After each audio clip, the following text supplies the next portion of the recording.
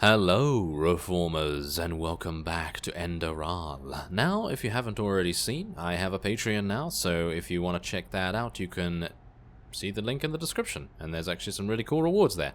Anyway, we have arrived here in the previous episode in the quote-unquote strange place. Yes, it's actually called that when you load up the game. It's actually called Strange Place. So, yes, I'm pretty sure it is a strange place. That is very, very true, and we're actually walking through it. It's very, very creepy, and I actually did miss something, according to one of you in the comments. I did miss a note in one of the cells, or something like that, so I'm a little bit sad about that, but as you said, it didn't really offer anything but a little bit of immersion and various other things like that, so that's perfectly fine, because, I mean, I think we have enough immersion, don't we? Wait a minute, where am I? Ah, okay, so... Oh. Okay, I apparently went the wrong way. Did I go the wrong way? Apparently I did. Yes, I did apparently go the wrong way. Oh, well, no, whoops, I did not mean to do that, thank you very much. What? How can this be the... Wait a minute. This has to be the... Yeah, okay, so I didn't even realize that this was a dead end when I actually ended the episode off here before. I only ended it off because I thought, okay, there's going to be something around the corner, and wait a minute. Do I have to hit something? Is that the thing? It doesn't seem like it, I gotta say. Oh wait, I'm getting enemies. Where are the enemies? Oh, there. I think. Oh, wait a minute. There's actually. Oh, I completely missed this. I actually completely missed this, which is very bad of me, but, well, there we go. At least now we have the opportunity to... Daddy is here. Hello there, Daddy. Should I take his tunic? Oh, okay, so... Oh, what? Oh, thank you very much. I thought he was just literally trapping me in there or something. So Daddy is here. Oh, no. Well, that's not good. And there's more floating chairs and everything. Oh, I'm kind of happy that we found our way down here now. What's that? Take remorse. Well, this is a pressure plate. That is a pressure plate, and it's going to do something. I know it's going to do something, so... Oh, is it just going to open this? I assume it's just going to open this, right? Well, I suppose we better take it then. Oh, wow. Okay, so I actually... Are you okay?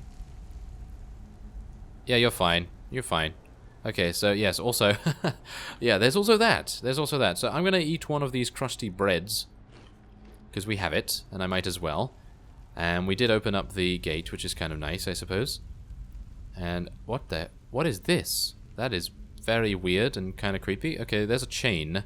Oh, no. Okay, quick save. You know what's going to happen here? I'm going to die, probably. There's a key. Okay, so let's... Oh!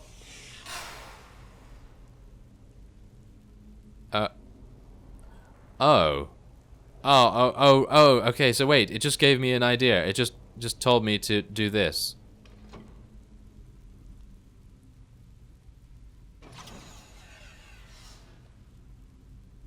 Did that work? I actually... Wait, is that it? Is that what I'm supposed to do? I have no idea, but there was a human heart in my hands, and I'm kind of icked out. Oh, there we go. We're escaping. Oh, wonderful.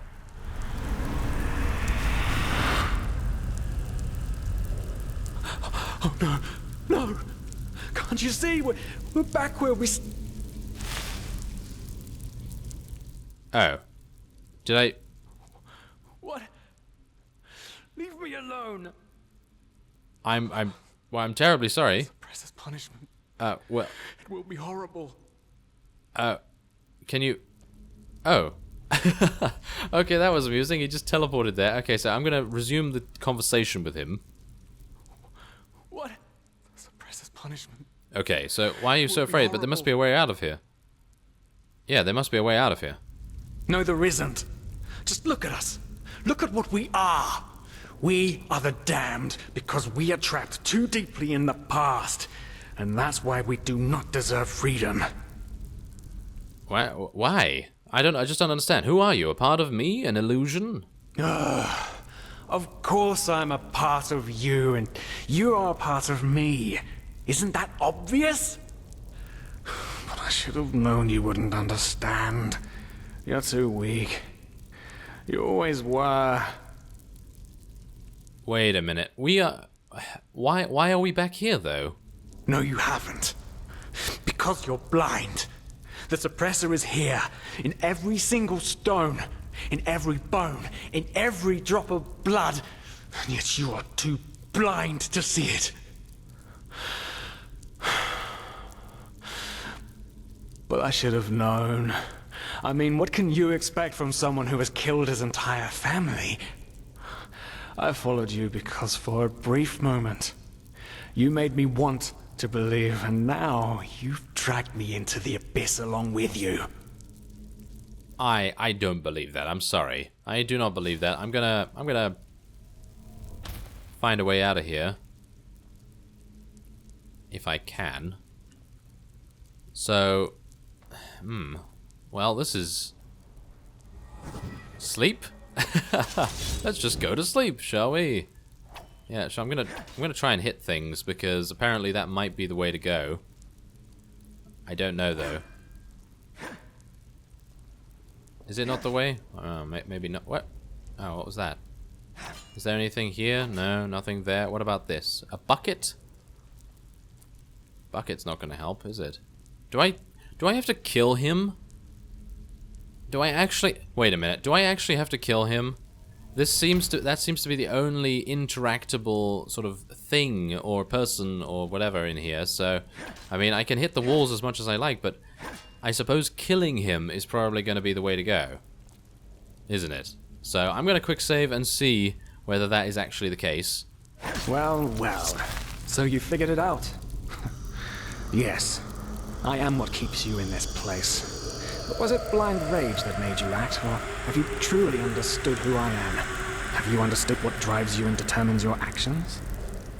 The salt corrodes your skin, and the water filling your lungs is cold. But you still haven't found it, child, have you? Oh, I see. So he was the evildoer. Well, technically. Kind of. But, yeah, I guess that was it. Oh, we're waking up in a kind of creepy room. Who the... What is that on the table? Well, I suppose we're going to find out. We're looking actually pretty cool right now. Okay, so... What is that over there? Who is that? Is that Jespar? Surely that's not Jespar. It is. And there's a wooden figure that looks very, very creepy. Wow, that does look creepy.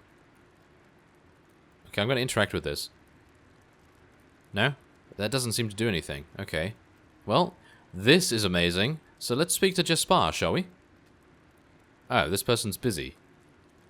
Oh. Oh, hey. Good to see you awake. How are you feeling? Well, I'm okay, I suppose.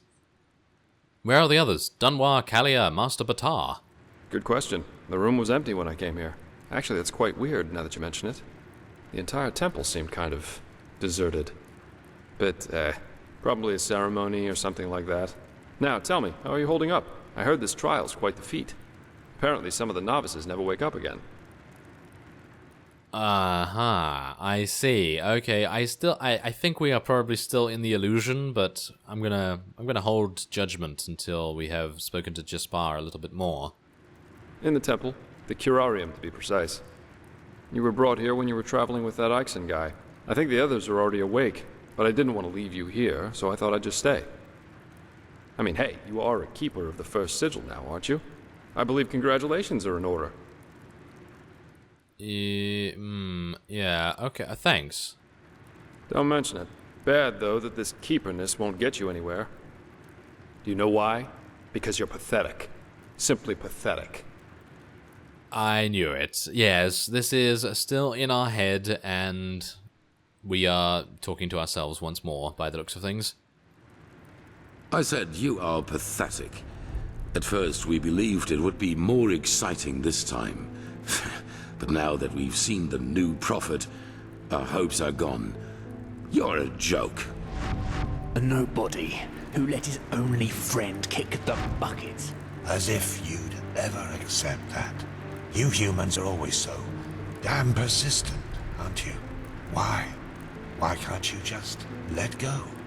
Because in the end, you are powerless, just as all those before you. And you, prophet, you are the biggest joke of all. You are nothing but an urchin. A weakling. And a murderer.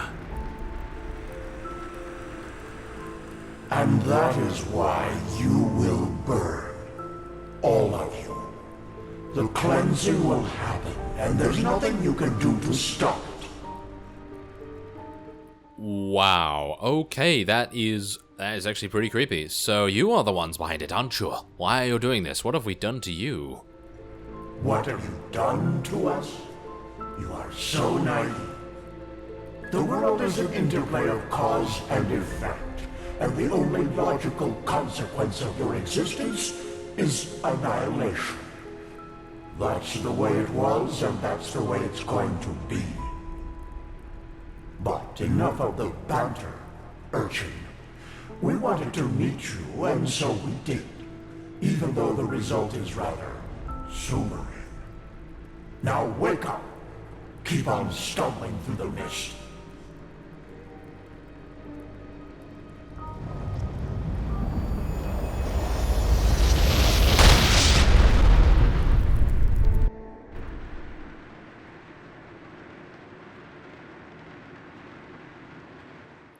And so we shall, I suppose, and I'm thinking that they are probably the ones that are going to be causing the cleansing, and, well, that is... Wow, okay, and they wanted to meet whoever it would be, i.e. us, that would be attempting to stop them, I suppose. I don't know. I don't know. I guess that's what it was. So let's speak to Kalia. Apparently she has woken up. Dunwar has not woken up yet. I doubt he will. I don't think he will, but, well, we'll see. Thank Malphus. I was starting to think I was the only one. How are you? You look exhausted. Well, shock of shocks I am. Yeah, I had a bad dream, a nightmare. You did. That's probably one of the after effects of the potion. But it will pass, I'm sure of it. But it's good to see the Grandmaster was right after all. I woke up just a few hours earlier, and he was here in the meantime. He didn't doubt for a single second that you would make it. But I suppose mutual congratulations are in order. We made it. We passed the trial. Well, so I suppose that makes us keepers now. Almost, yes. All that is left to do is to take the oath, and then Grandmaster Aranthiel will exalt us to the keepers of the first sigil. Speaking of whom, he also told me some things while you were asleep. About the Pyreans, about these dreams, and of course, about this... cycle. This is so bizarre, really. At first we're told out of nowhere that the gods have died, and now humanity is on the brink of extinction. This is a lot to take in. Well, it certainly is. The death of the Lightborn is the best thing that could have happened to mankind. Could it? I figured. What do you make of all this? I'm going to ask her what she thinks of it. Hard to say. I never had those dreams the Grandmaster talked about, even though I'm magically gifted. But then again, I always had the feeling that the Red Madness was more than an ordinary disease. Well, I suppose all of this explains a lot. At least now I can understand why the Grandmaster was willing to break all the traditions of the Order just to get you exalted to be a keeper. According to him, most of our battle against the cycle will stand or fall with you. Well, I wish I was a little bit stronger then, and I had more money, because then I could buy better books. I wish I could say that with the same conviction as him. To be honest, I don't really think I've understood all of what's happened to me yet. Yes, I believe that. It's a great responsibility you've been given. And as impressive as your skills are, I would not want to change places with you. Well, so what's the next step? Well, as I said, we both have to take the Holy Oath. You should talk to the Grandmaster as soon as you're ready. He's waiting for you in the Emporium. We both? What about Dunwar? Right. Dunwar. The apothecary examined him about an hour ago, and it doesn't look good. It's likely that he'll never wake up again. I see. Well, He will die, he doesn't deserve that. Maybe a little self-control would have done him good. Well, I'm gonna say he will die, he doesn't deserve that. No, in spite of everything. You know, Dunwar was one of those people who tried to gild their insecurity with boastful behavior. The reality is that he was the last of his bloodline, and his faith in the path and his destiny as a keeper were all that he had left. And who knows? Maybe he would have been a great help to the Order with the right guidance. But I guess Master Bartar's revelation was just too much for him. It's hard to be told that everything you've lived for was a lie. That's true, but we have now a character option. Okay, so we can actually get to know her better, so I suppose we'll ask this. You don't seem to be too shaken up over all of this, the death of the Lightborn, I mean. Well, maybe I just don't show it as much. But yes, in a way, you're probably right. I suppose that's mainly due to the fact that to me, as opposed to Dunwar, the Order always stood for an idea. And an idea doesn't die with the one who first thought of it. Funny that the Grandmaster said nearly the same thing during the exaltation. Dunwar would have considered it blasphemy. You talk about the Lightborn and their ideas as if they wouldn't have cost thousands of lives. They weren't as benevolent as you make them out to be. That's true. A lot of crimes were committed during the Lightborn's reign, and I don't want to minimize that. But I also think a lot of those crimes were unavoidable, so to speak. Imagine you're the king of a small island, and one day your realm gets attacked by a fleet of Scarab Reavers. The invasion catches you completely off guard, and within a few hours, the Reavers have advanced to the farmland, just a few feet from your city's main gates. And before you know it, you have to make a decision. Will you use the time that remains to entrench your army within the city's walls to have a better chance of surviving a siege? Or do you send them into the field to fight the Reavers there, knowing that there is only a slight chance to save the farmers, but a big risk that you will lose both the city and the farmers?